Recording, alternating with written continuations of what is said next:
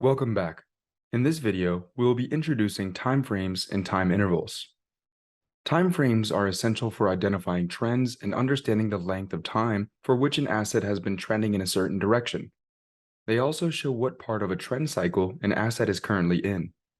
For example, an asset may be currently in a downtrend over the past year, but when you scale down in timeframes to say the past month, it may appear that the asset is actually in an uptrend. This could indicate that the asset is in a correctional phase during a greater overall downtrend. A trader can use this to their advantage by looking at the shorter time frame to identify an entry point during a pullback of some sort to maximize potential gains on a specific trade on an asset. When looking at a price chart, there are general presets for which you can use to look at certain time frames. These typically include the 1 day, the 5 days, the 1 month, the 3 months, 6 months, year to day, 1 year, 5 year, and all time. The time frame length illustrates how far back in time price is showing for any given asset.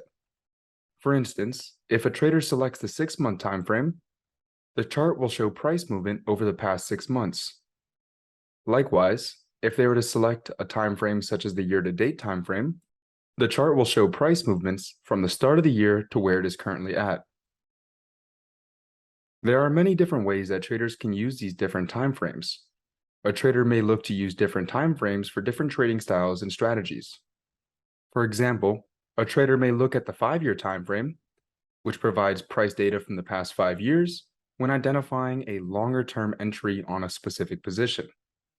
That same trader may be looking to capitalize on a shorter-term move induced by momentum and resort to, say, the 1-day time frame to get a better look at how they could potentially make a play on an asset on the intraday level.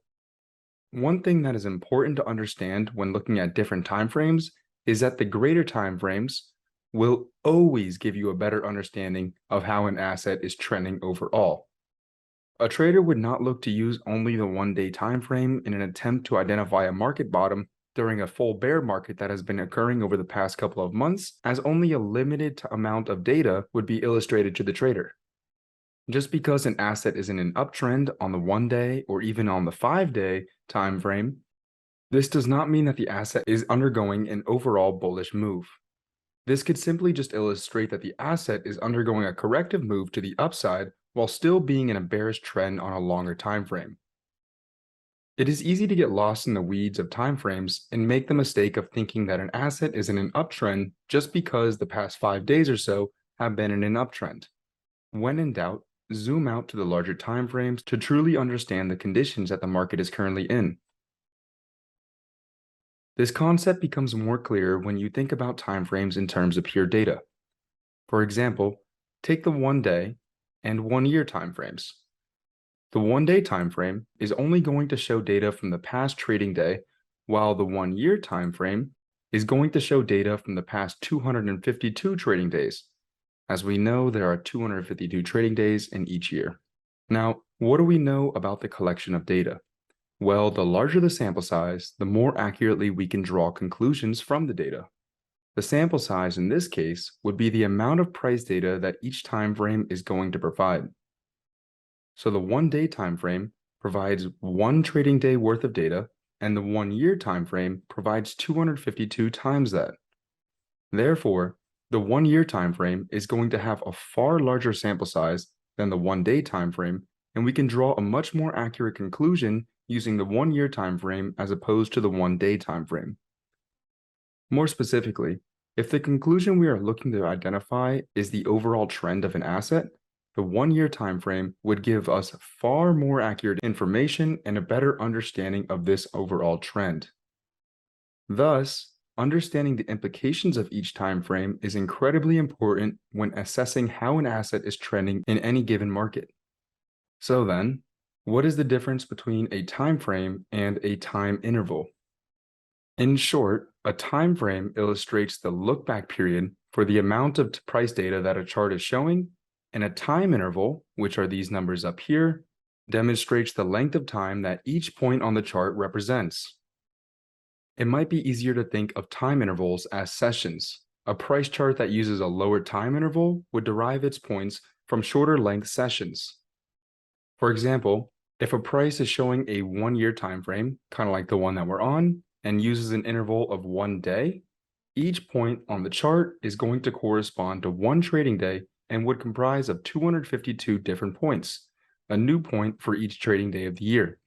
You'll notice that each of the different time frames, say if I choose the 6 months, will correspond with a different time interval. Also, you can simply just change the time interval, say if you wanted to look at each of the points being 5 minutes, and see how that appears on your screen. Now, each of these points that make up this one chart right here represents 5 minutes of time.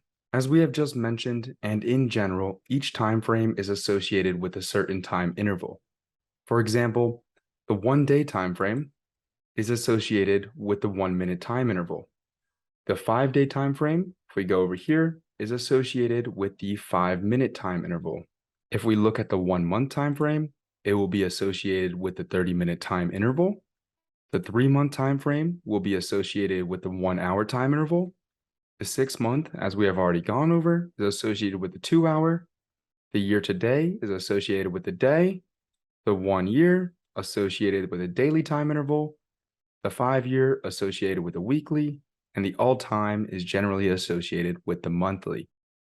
So you can go ahead and actually see these different time intervals, and they work the same way, and they have the same concept as time frames, meaning the shorter time interval is going to have less data per points, so you're going to have more accurate of an understanding of the movement of a price chart using the higher time frames. So the higher time frames gives you a better understanding of the overall trend, and the lower time frames and time intervals is going to show you a better understanding of how we're moving on the micro level intraday. Anyway, that'll do it for this video. In the next video, we'll be talking about candlesticks.